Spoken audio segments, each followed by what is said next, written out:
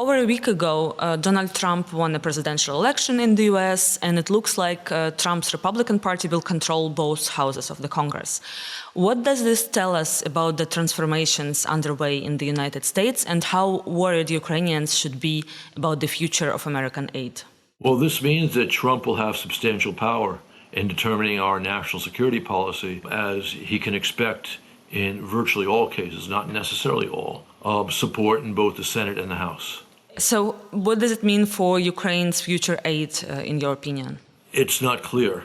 I do think that there is going to be some form of cut in aid. It may also be that American military assistance will move from a straight aid program to a loan program. We know, too, that Trump is going to very actively try to negotiate a quick end to Russia's war on Ukraine. And he has said that, he can use aid as a method to persuade Zelensky to do what's necessary.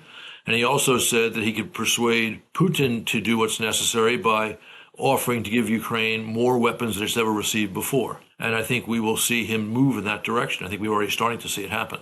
So here in Ukraine, we are closely following reports on what Trump's administration will look like. And we already know that Republican Senator Marco Rubio is nominated for the Secretary of State, Florida Congressman Mike Waltz for the National Security Advisor, and Fox News host Pete Hegseth for the Defense Secretary. What do you think these appointments would mean for Ukraine? I've been told by knowledgeable people who know these three that they are all sound, meaning they are good, recognized that Russian policy is a danger to the United States, and that Ukraine is the key point in dealing with Russian aggression. It is true, though, that Hegseth has spoken out against aid to Ukraine, and Rubio and Waltz have voted against aid to Ukraine. But we know that many people in the Republican Party, or people who support the Republicans like Hegseth, have sometimes taken positions which they think are politically helpful, even if it's not what they think in terms of what we should actually do. Statements made by Rubio before he was announced as the Secretary of State nominee on public TV were pretty good in terms of we need to help Ukraine have a good point of leverage for negotiations. That would mean, American support to help achieve that.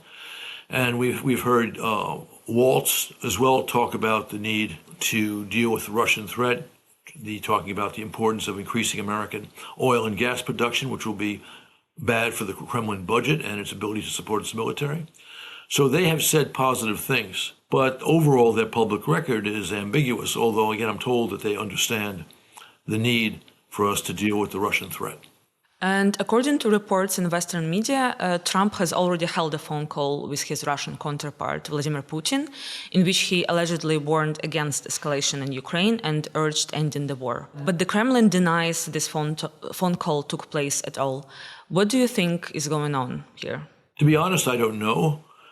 It would be odd for the Trump administration to make this all, the incoming Trump administration to make this all up. I would say that the report of the call and the tough words that the Washington Post said Trump told the Kremlin, told Putin, is consistent with, of course, what Trump has been saying publicly about peace in Ukraine for several months. Yeah, so Donald Trump has repeatedly said that he could end Russia's war against Ukraine in 24 hours, but he has not yet revealed how exactly he plans to do that. What do you think Trump's strategy to achieve peace in Ukraine would entail? I believe that what he has said about the tools is what he intends to do.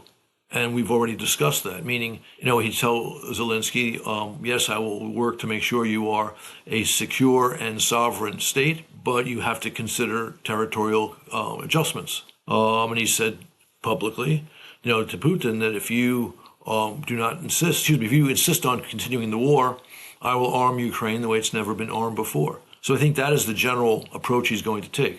And I think we're seeing him starting already. Facing these new realities, what do you think should be the priorities for Zelensky, for the outgoing US President Joe Biden, and leaders in Europe to ensure that Ukraine has support, enough support in the future?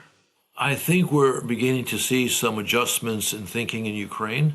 Personally, I regret the concept that Ukraine has to give up any territory. This is not just a question of Russian aggression.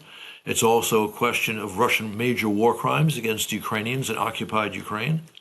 And so the human cost is high. But it's also true that given circumstances, even prior to Trump winning the presidency, a stable peace that ensured Ukraine's security and borders within viable territory, economically viable territory, free and unhindered access and use of the Black Sea, is not an awful result for Ukraine. Not the best, but a manageable one. It would stop, if that peace was secure, it would stop further Kremlin aggression in Europe. And so that would be a positive. But there are many questions about achieving even that. And it would not surprise me if Putin were to agree to negotiate along those lines, maybe even reach an agreement, and then, of course, work immediately to undermine that agreement and continue his aggression against Ukraine. So what Europe can do to step up support for Ukraine in case the US stops leading Western efforts to help Kyiv defend against Russian aggression? Well, Europe has spoken about, and I think this is serious, increasing their aid to Ukraine to make up for a dropping of American aid. But again, I would add, if the Trump administration is willing to send weapons, at least with the volume that the Biden administration sent weapons, even as a loan in some fashion, that would not be a dreadful event. I think Ukraine would be able to manage with that. But between that and Europe's increase in aid, I think at a minimum, the current situation could continue. Again, I've been arguing for a long time, with only a small amount of success, that the United States and other partners in Ukraine should be sending more advanced weapons. I do think it's possible that Trump might be amenable to that, especially, of course, if Putin decides to disrespect or reject Trump's peace proposals. But do you think Europe is able to really step up support for Ukraine to fill this gap, considering the state of its defense industry? Europe the EU is as wealthy as the United States. So they can easily ramp up their expenditures on Ukraine. The U.S. could also do that. And of course, it's not doing that. And that's a problem. In fact, it's going to be cutting that, which is an even bigger problem. But Europe has the means to do this. The key is that America continue to provide arms which Europe does not have. And I think there are ways to achieve that under the Trump administration. So Donald Trump Jr., the president's-elect son, he has recently publicly warned Ukrainian President Volodymyr Zelensky that U.S. support for Ukraine will be cut off when Trump comes to power.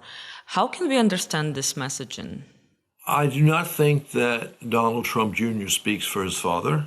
I do think that he is amongst the core people in the Republican Party who are completely naive about the danger that that Putin's policies represents to the United States. And we know that this group have some influence, but it's not the only group that has a view on these issues. And it's not clear this group is the most decisive one. Certainly, I think the picks that we've seen now for defense, state, and the NSC do not reflect that point of view. Trump considers himself a strong man, a strong leader. While he is inheriting a war where the United States has been a principal supporter but not a participant, if his policies lead to a collapse of Ukraine and a major Russian victory on Ukraine, he would be perceived as an extremely weak foreign policy president. And I think he's not going to allow that.